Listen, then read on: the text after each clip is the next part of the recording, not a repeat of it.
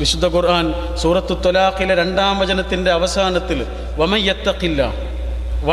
യത്തഖില്ലാഹ് യജ്അൽ ലഹു മഖ്റജ, ആരാണോ അള്ളാഹിനെ സൂക്ഷിക്കുന്നത് അവർക്കൊരു വഴിയുണ്ടാവും, അവർക്ക് എളുപ്പമുള്ളൊരു മാർഗം കാണിച്ചു കൊടുക്കും.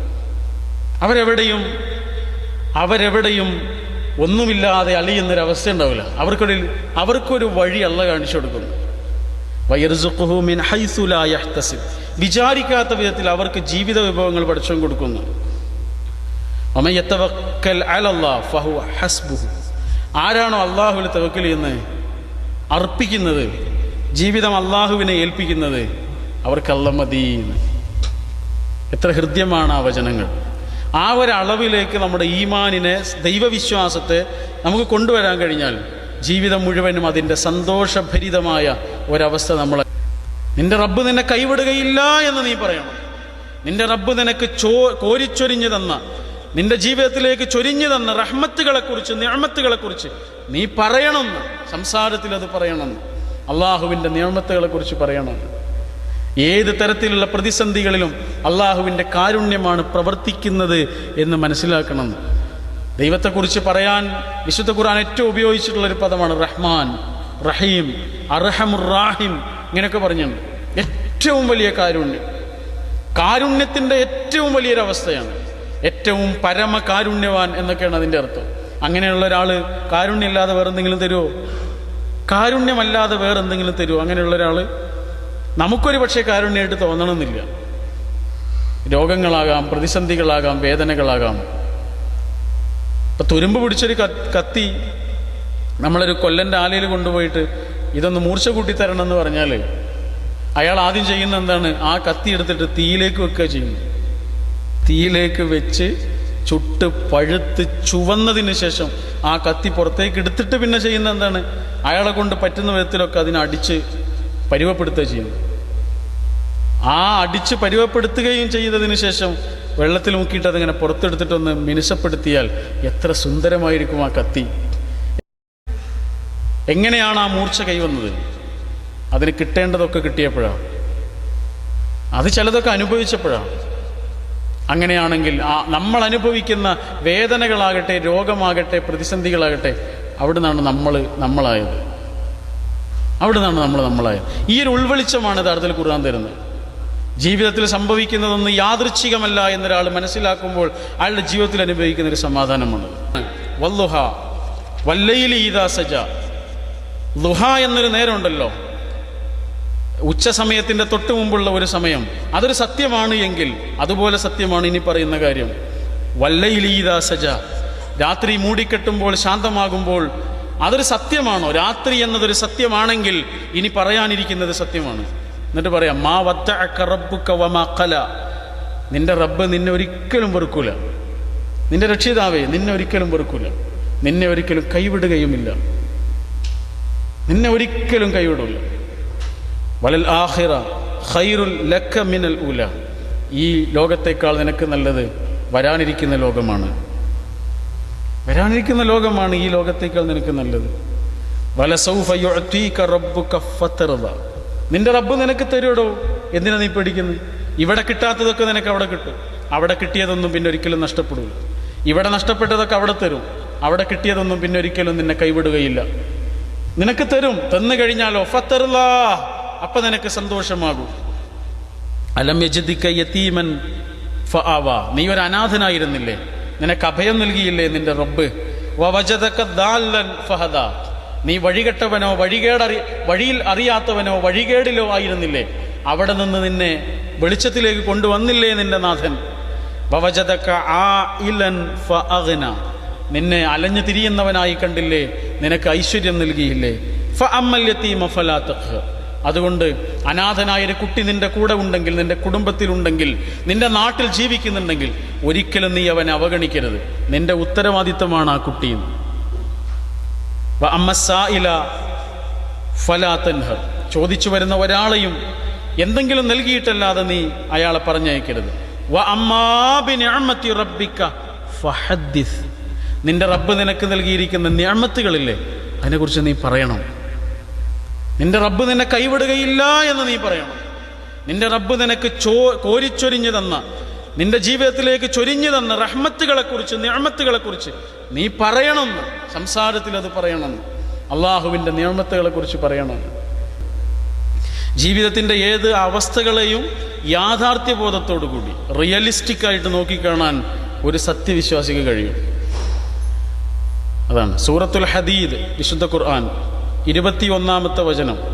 അല്ലാഹ് പറയണേ, മാ അസ്വാബ മിൻ മുസീബത്തിൻ ഫിൽ അർദി വലാ ഫീ അൻഫുസികും ഇല്ലാ ഫീ കിതാബിൻ മിൻ ഖബ്ലി അൻ നബ്റഹഹാ ഇന്ന ദാലിക അലല്ലാഹി യസീർ ലകൈ ലാ തഅസു അലാ മാ ഫതകും വലാ തഫറഹു ബിമാ ആതാകും വല്ലാഹു ലാ യുഹിബ്ബു കുല്ല മുഖ്താലിൻ ഫഖൂർ. തിരൂരിലുള്ള നമ്മുടെ ഒരു സുഹൃത്തുണ്ട്. അദ്ദേഹം പറയാം, അദ്ദേഹത്തിൻ്റെ 22 വയസ്സുള്ള നിറയൗവനത്തിൽ ചുറുചുറുക്കോടുകൂടി ജീവിച്ചിരുന്ന ഒരു ആൺകുട്ടിയാണ് ഫുട്ബോൾ കളിക്കിടയിൽ മറ്റൊരു കളിക്കാരനോട് കൂട്ടിമുട്ടിയിട്ട് മരിച്ചു പോയത്. നമ്മുടെയൊക്കെ ഒരു സുഹൃത്തായിരുന്നു, അബ്ദുൽ വഹാബ് എന്നായിരുന്നു എൻ്റെ പേര്. നല്ലൊരു പ്രതിഭാശാലിയായൊരു കുട്ടിയായിരുന്നു. ആ കുട്ടി മരണപ്പെട്ട വീട്ടിലേക്ക് വാപ്പയെ, കുടുംബത്തെ ആശ്വസിപ്പിക്കാൻ വേണ്ടി ഒരുപാട് ആളുകൾ വരുന്നുണ്ട്. അപ്പോൾ മകൻ നഷ്ടപ്പെട്ട വാപ്പയെ ആശ്വസിപ്പിക്കാൻ വേണ്ടി കുറേ ആളുകൾ ആ വീട്ടിലേക്ക് വരുന്നുണ്ട്. എൻ്റെ വീട്ടിൽ അങ്ങനെ ഒരു അവസ്ഥ ഉണ്ടായിരുന്നു. മകൻ നഷ്ടപ്പെട്ട ഒരു കുടുംബത്തിൻ്റെ അവസ്ഥ നമുക്കറിയാം, ആ സങ്കടം എത്ര വലുതായിരിക്കുന്നു. അപ്പോൾ അദ്ദേഹം പറയണം, ഒരുപാട് ആളുകൾ വന്നിട്ട് എന്നെ ആശ്വസിപ്പിക്കുന്നുണ്ട്, പക്ഷേ എനിക്കൊരു ആശ്വാസം ഒന്നും അതുകൊണ്ട് കിട്ടുന്നില്ല. അതിനിടയ്ക്ക് ഒരാൾ വന്നു, പണ്ഡിതനായ ഒരാൾ, പ്രൊഫസർ NB അബ്ദുറഹ്മാൻ എന്ന് പറയും, ഒരു സയൻറ്റിസ്റ്റാണ് അദ്ദേഹം. അദ്ദേഹം വന്നിട്ട് ഈ മകൻ നഷ്ടപ്പെട്ട് മകൻ്റെ മയ്യത്തിൻ്റെ അരികിലിരിക്കുന്ന വാപ്പയോട് ചോദിക്കുകയാണ്, ഇവിടെ ഖുർആൻ പരിഭാഷ അല്ലേ? ആ, ഖുർആൻ പരിഭാഷ ഉണ്ട്, ഒന്ന് എടുത്തുകൊണ്ടുവരുമോ? അദ്ദേഹം എടുത്തുകൊണ്ടുവന്നു. ആ സൂറത്തുൽ ഹദീദ് ഒന്ന് തുറക്കുമോ? സൂറത്തുൽ ഹദീദ് തുറന്നു. അതിൽ 21-ാമത്തെ ആയത്തൊന്ന് ഓതുമോ? എന്നിട്ട് അതിൻ്റെ അർത്ഥം ഒന്ന് പറയോ?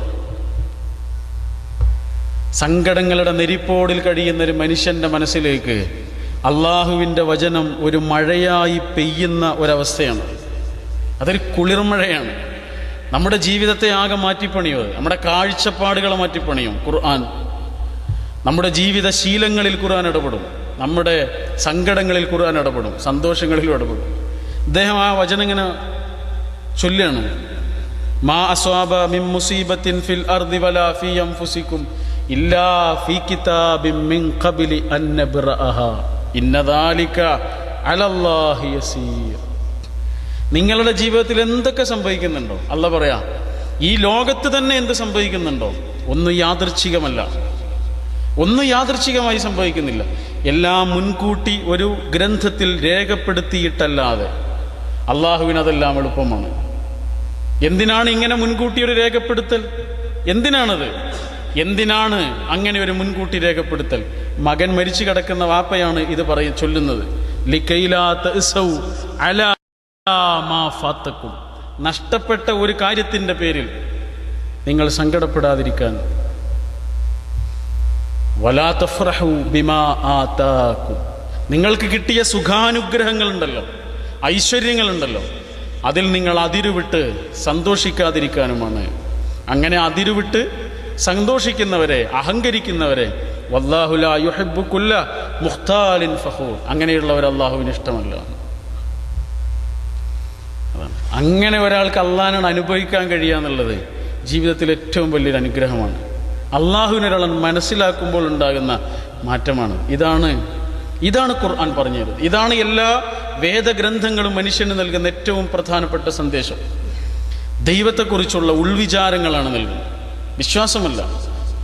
ദൈവത്തെക്കുറിച്ച് വിശ്വാസമില്ലാത്ത ആളുകൾ വളരെ കുറവാണ്. ലോക ചരിത്രത്തിൽ തന്നെ വളരെ വളരെ കുറവായിരിക്കും ദൈവത്തിൽ വിശ്വാസമില്ലാത്ത ആളുകൾ. അങ്ങനെ ഒരു വിശ്വാസം പഠിപ്പിക്കാൻ വന്ന ഗ്രന്ഥമല്ല ഇത്. ദൈവത്തിൽ വിശ്വസിക്കാൻ പറയാൻ വന്ന ഗ്രന്ഥമല്ല ഇത്. മറിച്ച് ദൈവത്തിലുള്ളൊരു ഉറപ്പുണ്ടാക്കിയെടുക്കാനാണ്.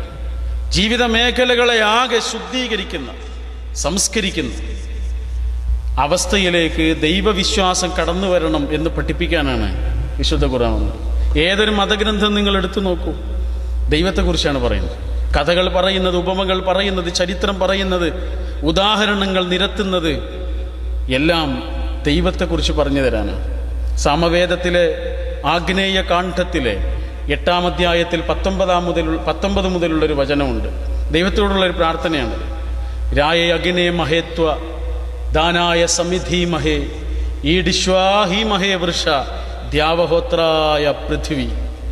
ഭൂമിയെ സൃഷ്ടിച്ചവനെ, അഗ്നിയെ സൃഷ്ടിച്ചവനെ, ആകാശങ്ങളെ സൃഷ്ടിച്ചവനെ, അണ്ടകടാഹങ്ങളെ സൃഷ്ടിച്ചവനെ, അഗ്നിയെ സൃഷ്ടിച്ചവനെ, വരാനിരിക്കുന്നൊരു മഹാശിക്ഷയിൽ നിന്ന് ഞങ്ങളെ നീ കാത്തുകൊള്ളണമേ എന്ന് ഹൈന്ദവ വേദമാണിത് പറയുന്നത്. വരാനിരിക്കുന്നൊരു ശിക്ഷയെക്കുറിച്ച്.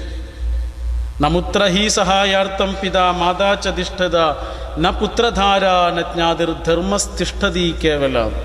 അതേ സാമവേദത്തിലെ മറ്റൊരു വചനാണ്. നമുത്ര ഹി സഹായാർത്ഥം പിതാ മാതാ ചതിഷ്ഠിത.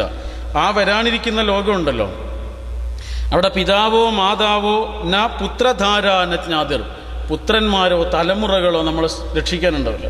ആരും ആരെയും രക്ഷിക്കാനില്ല.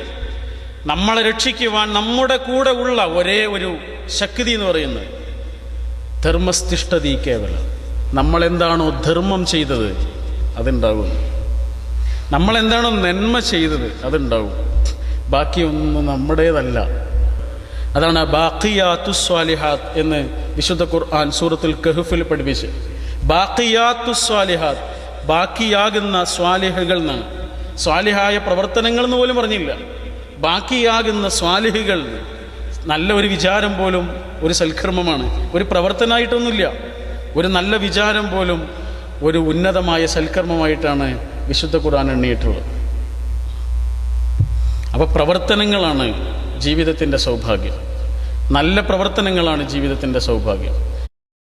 ഓരോ പ്രവാസിയും ആലോചിക്കുന്നത് എത്ര സമ്പാദിക്കാം എന്നാണ്. നമ്മൾ ആലോചിക്കേണ്ടത് എത്ര നന്നായി സമ്പാദിക്കാമെന്നാണ്. കാരണം അതാണ് വേദഗ്രന്ഥം നമ്മോട് പറഞ്ഞുള്ളൂ. ഇങ്ങനെ ഒരു ജീവിതം തന്നത് എന്തിനാണ് എന്ന് വിശദീകരിക്കുന്നിടത്ത് ഖുർആൻ പറഞ്ഞത്, ഇങ്ങനെ ഒരു ജീവിതം തന്നതിൻ്റെ ഉദ്ദേശ്യം നിങ്ങളുടെ കൂട്ടത്തിൽ ആരാണ് ഏറ്റവും നന്നായി അമലുകൾ ചെയ്യുന്നത് എന്നറിയാനാണ്.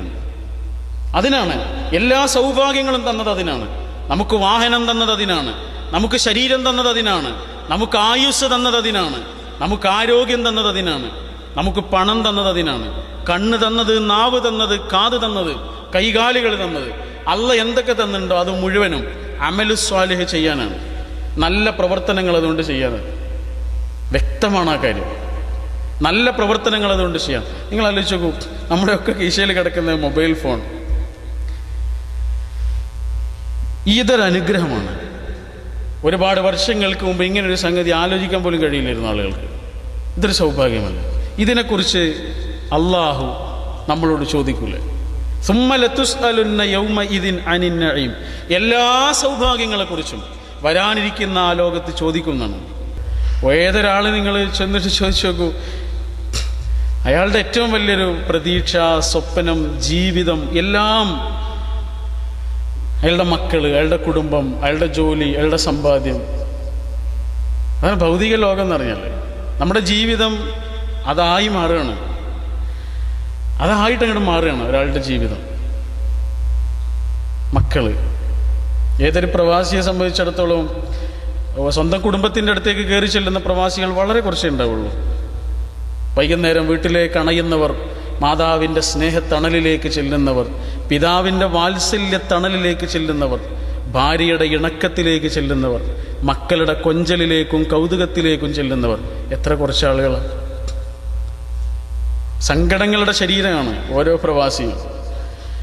അവരുടെ ജീവിതം തന്നെ അവർക്ക് വേണ്ടി, മറ്റുള്ളവർക്ക് വേണ്ടിയിട്ട് കത്തി എരിഞ്ഞ് നിൽക്കുന്ന ഒരു മെഴുകുതിരിയാണ് ഏതൊരു പ്രവാസിയും. ഒരു ചെറിയ കാറ്റ് വരുമ്പോഴേക്ക് അത് കെട്ടുപോവുകയും ചെയ്തു. മറ്റുള്ളവർക്ക് വേണ്ടിയിട്ട് ഇങ്ങനെ കത്തുകയാണ്, ഒരു ചെറിയ കാറ്റത്തത് കെട്ടുപോവുകയും ചെയ്യും. രോഗങ്ങളുടെ ഭണ്ഡാരവുമായി നാട്ടിലേക്ക് കുടിയേറുന്നവർ അവസാനം കൂടെയുള്ളവരറിയില്ല, കൂട്ടുകാരറിയില്ല, വീട്ടിൽ നിന്ന് വന്നിട്ടുള്ള കുടുംബത്തിലെ പുതിയ കുട്ടികളൊന്നും അദ്ദേഹത്തെ അറിയുന്നില്ല. ഒരു അന്യനായി മാറുന്നു. അവർക്ക് വേണ്ടി ജീവിച്ച ഒരാൾ. എൻ്റെ ഒരു സുഹൃത്ത് പറഞ്ഞതാണ്, അദ്ദേഹത്തിൻ്റെ റൂമിലുണ്ടായിരുന്ന ഒരാൾ ഒരുപാട് കാലം ഗൾഫിൽ ജീവിച്ച ആളാണ്. അങ്ങനെ നാട്ടിലേക്ക് പോകണത്. അപ്പോൾ റൂമിലുള്ള ആളുകൾ തീരുമാനിക്കുകയാണ് അദ്ദേഹത്തിന് ഏറ്റവും ഇഷ്ടമുള്ളൊരു സാധനം നമുക്ക് വാങ്ങിക്കൊടുക്കാമെന്ന്. അങ്ങനെ ഇവരോട് ചോദിക്കുകയാണ് എന്താണ് വേണ്ടത്. ഒരുപാട് നിർബന്ധിച്ചപ്പോൾ അദ്ദേഹം പറഞ്ഞു ഒരാഗ്രഹം. 10-30 കൊല്ലക്കാലം ഈ ഗൾഫിൽ ജീവിച്ച ഒരാൾ എല്ലാ ആഗ്രഹവും ഞങ്ങൾ നടത്തിത്തരാം, നിങ്ങൾ പറയൂ എന്ന് പറഞ്ഞപ്പോൾ ഒരാഗ്രഹം പറഞ്ഞത് എന്താണെന്നറിയോ? ഒരു ഷവായ കഴിക്കണം എന്ന് പറഞ്ഞു. അദ്ദേഹത്തിൻ്റെ മക്കളത് കഴിച്ചിട്ടുണ്ടാവും, അദ്ദേഹം ഇതുവരെ കഴിച്ചിട്ടില്ല. അദ്ദേഹത്തിൻ്റെ മക്കൾ അതിലേറെ നല്ല ഭക്ഷണം കഴിച്ചിട്ടുണ്ടാവും, അദ്ദേഹം ഇക്കാലം വരെ അത് കഴിച്ചിട്ടില്ല. ആ മക്കൾക്ക് വേണ്ടി അല്ലേ? ഏതൊരു മനുഷ്യനോട് ചോദിച്ചാലും എന്താണ് നിങ്ങളുടെ സമ്പാദ്യം എന്ന് ചോദിച്ചാൽ അയാൾ പറയും, എൻ്റെ മക്കളാണ് എൻ്റെ സമ്പാദ്യം. എനിക്ക് എന്തിനാണ് അതിലേറെ വലിയ സമ്പാദ്യം? എൻ്റെ കുട്ടികളാണ് എൻ്റെ സമ്പാദ്യം എന്ന് പറയും. ആണോ? ആയേക്കാം, അത്രേ പറയാൻ പറ്റുള്ളൂ. നമ്മളൊക്കെ നമ്മുടെ വാപ്പൻ്റെയും എൻ്റെയും സമ്പാദ്യമാണ്. അവരൊക്കെ നമ്മളെ ചൂണ്ടിയിട്ട് പറഞ്ഞിട്ടുണ്ടാവില്ലേ, എൻ്റെ മക്കളാണ് എൻ്റെ സമ്പാദ്യം. ഈ പണത്തിന് വേണ്ടിയുള്ള നെട്ടോട്ടത്തിനിടയിൽ ആ ഉമ്മയുടെ ആ ഉപ്പയുടെ ഖബറിൻ്റെ അരികിലൊന്ന് ചെന്ന് അവർക്ക് വേണ്ടി പ്രാർത്ഥിക്കുവാൻ പോലും സമയം കാണാത്ത മക്കളാണ് ഞാനും നിങ്ങളുമെങ്കിൽ എന്ത് സമ്പാദ്യമാണത്? സമ്പാദ്യമാണ്. പിന്നെ നമ്മുടെ മക്കൾ നമുക്കെങ്ങനെ സമ്പാദ്യമാവുക? സമ്പാദ്യം എന്ന് പറയുന്നത് ലോകത്തിൻ്റെ ഏത് കോണിലായിരിക്കുമ്പോഴും, എത്ര വലിയ ശമ്പളം വാങ്ങുന്നവരാകുമ്പോഴും, അവരുടെ പ്രാർത്ഥനാ വേളകളിൽ ആ പാവ ഉമ്മയെയും ഉപ്പയെയും അവരൊന്ന് ഓർക്കുന്നുണ്ടെങ്കിൽ അത് മതി. അയച്ചു കൊടുക്കുന്ന വലിയ ശമ്പളത്തുകയേക്കാൾ അവർക്ക് അള്ളാഹുവിങ്കൽ നിന്നുള്ള പ്രീതി ലഭിക്കുന്നത് ഈ പാവ ഉമ്മയ്ക്കും ഉപ്പയ്ക്കും വേണ്ടി നടത്തുന്ന മക്കളുടെ പ്രാർത്ഥനയാണ്. അപ്പം നമുക്ക് പറയാം, എൻ്റെ കുട്ടികൾ എൻ്റെ സമ്പാദ്യമാണ്. അല്ലെങ്കിൽ എന്ത് സമ്പാദ്യമാണത്? നമ്മുടെ സ്വത്ത് നമ്മുടെ സമ്പാദ്യമാണോ? ചോര നീരാക്കി നമ്മൾ ഉണ്ടാക്കിയിരിക്കുന്ന സ്വത്ത് നമ്മുടേതാണോ? നമ്മുടെ അവസാനത്തെ ശ്വാസത്തോടു കൂടി അത് നമ്മുടേതല്ലാതായി മാറുന്നു. അള്ളാഹുവിൻ്റെ റസൂൽ സ്വല്ലല്ലാഹു അലൈഹി വസല്ലം, ലോകം കണ്ട ഏറ്റവും നല്ല ഗുരുനാഥൻ, നമുക്ക് പഠിപ്പിച്ചു തരുന്ന ഒരു വചനമുണ്ട്. അതിമനോഹരമായ സാരവത്തായ ഒരു വചനം. തിരുനബി പഠിപ്പിക്കുകയാണ്, ഏതൊരു മനുഷ്യനും 3 കൂട്ടുകാരുണ്ട്. എല്ലാ മനുഷ്യനും ഉണ്ടാകും 3 കൂട്ടുകാർ. ഒന്നാമത്തെ കൂട്ടുകാരൻ സമ്പത്താണ്, രണ്ടാമത്തെ കൂട്ടുകാരൻ കുടുംബമാണ്, മൂന്നാമത്തെ കൂട്ടുകാരൻ അമലാണ്, പ്രവർത്തനങ്ങൾ. ഒന്നാമത്തെ കൂട്ടുകാരൻ സമ്പത്ത് മനുഷ്യനോടൊക്കെ പറയുന്നുണ്ട്, നീ പേടിക്കണ്ട, ഒരു പേടിയും നിനക്ക് വേണ്ട, ഞങ്ങൾ നിന്റെ കൂടെ ഉണ്ടോ. എന്തിനാ പേടിക്കുന്നത്? നിന്റെ പണം നിന്റെ കയ്യിലില്ലേ? എത്ര വലിയ മഹാരോഗങ്ങൾ നിനക്ക് വന്നാലും നിന്റെ പണമല്ലേ നിന്റെ കയ്യിൽ? എത്ര വലിയ പ്രതിസന്ധികൾ വന്നാലും നിന്റെ അക്കൗണ്ടിൽ കിടക്കുന്ന കോടികൾ ലക്ഷങ്ങൾ നിനക്ക് തുണയായി തീരൂലേന്ന് മനുഷ്യനോട് ഇങ്ങനെ പറയുന്നുണ്ട്. പണം പറയുന്നില്ലെങ്കിലും ആ പറച്ചിൽ നമ്മളിങ്ങനെ അനുഭവിക്കുന്നുണ്ട്, ഒരു സെക്യൂരിറ്റി. പക്ഷേ ഈ പണം മനുഷ്യനോട് പറയും, പക്ഷേ ഞങ്ങൾക്ക് ഒരളവ് വരെ നിന്നെ സഹായിക്കാൻ പറ്റുള്ളൂ, നിന്റെ അവസാനത്തെ ശ്വാസം വരെ. എത്ര വലിയ ഹോസ്പിറ്റലിലേക്കും നിന്നെ കൊണ്ടുപോകാൻ നിന്റെ പണം ഉണ്ടാവും, പക്ഷെ ആ അവസാനത്തിന് ശ്വാസം വന്നു കഴിഞ്ഞാൽ പിന്നെ ഹോസ്പിറ്റലുകൾക്ക് പ്രസക്തിയില്ല. നിന്റെ അക്കൗണ്ടിൽ കിടക്കുന്ന പണം പിന്നെ നിന്റേതല്ലാതായി മാറുന്നു. രണ്ടാമത്തെ കൂട്ടുകാർ കുടുംബമാണ്. ആ കുടുംബ മനുഷ്യനോട് പറയും, മരിക്കുന്നത് വരെ മാത്രമൊന്നുമല്ല ഞങ്ങൾ നിന്റെ കൂടെ ഉണ്ടാവുക, മരിച്ചു കഴിഞ്ഞാലും ഉണ്ടാവും. അതാ ആ മരത്തിൻ്റെ അവിടെ വരെ ഉണ്ടാകും. ഖബറിടത്തിൽ ഉയർന്നു നിൽക്കുന്ന മരത്തിലേക്ക് ചൂണ്ടിയിട്ട് കുടുംബം പറയുന്നുണ്ട് നമ്മളോട്, നമ്മളറിയാതെ പറയുന്നുണ്ട്, അവിടെ വരെ ഉണ്ടാവും. അവിടെ നിന്ന് അങ്ങോട്ട് നിന്റെ ഖബറിലേക്ക് മണ്ണ് വാരി എറിഞ്ഞ് ഞങ്ങൾ തിരിച്ചു പോകും. പിന്നെ ഞങ്ങളുടെ സന്തോഷം, ഞങ്ങളുടെ ആനന്ദം, ഞങ്ങൾ നിന്നെയൊക്കെ മറന്നുപോകും. അങ്ങനെ ഒരാൾ ജീവിച്ചിരുന്നു എന്ന് പറയും. ഒരു പെരുന്നാൾ വരുമ്പോൾ, ഒരു നോമ്പ് വരുമ്പോൾ, ഒരു ഓണം വരുമ്പോൾ, ഒരു വിഷു വരുമ്പോൾ, ഒരു ക്രിസ്തുമസ് വരുമ്പോൾ നമ്മൾ പറയും അച്ഛനുണ്ടായിരുന്ന കാലത്തെക്കുറിച്ച്, ഉപ്പയുണ്ടായിരുന്ന ഒരു നല്ല കാലത്തെക്കുറിച്ച് പറയും. ഉമ്മ ഉണ്ടായിരുന്ന കാലത്തുള്ള നോമ്പുണ്ടല്ലോ, ആ നോമ്പായിരുന്നു നോമ്പ് എന്ന് പറയൂലേ? അത്രയൊക്കെ ഉണ്ടാവുള്ളൂ. പിന്നെ എന്താണ് നമ്മുടെ സമ്പാദ്യം? സഹോദരന്മാരെ, സഹോദരികളെ, എന്താണ് എൻ്റെയും നിങ്ങളുടെയും സമ്പാദ്യം? ഇത് രണ്ടും നമ്മുടെ സമ്പാദ്യമാണ് എന്ന് ഉറപ്പിക്കാൻ കഴിയില്ല. അതിനനുസരിച്ച് അതിനെ ഉപയോഗപ്പെടുത്തിയിട്ടുണ്ടെങ്കിൽ നമുക്ക് ഉറപ്പിക്കാം. എന്നാൽ മൂന്നാമത്തെ ഒരു ആളുണ്ട്, അയാൾ നമ്മളോട് പറയാണ്, നിന്റെ കൂടെ ഞങ്ങളുണ്ടാകും. നീ മരിച്ചു പോവുകയാണെങ്കിലും, നീ ജീവിച്ചിരിക്കുകയാണെങ്കിലും നിന്റെ കൂടെ ഇടമുറിയാതെ, ഒരിക്കലും അകലാതെ നിന്റെ കൂടെ ഞങ്ങളുണ്ടാകുന്നു. അതാരാ? അത് പറയുന്നത് നമ്മൾ ചെയ്ത പ്രവർത്തനങ്ങളാണ്. നല്ല പ്രവർത്തനങ്ങൾ മാത്രമാണോ? അല്ല, ചീത്ത പ്രവർത്തനങ്ങളും.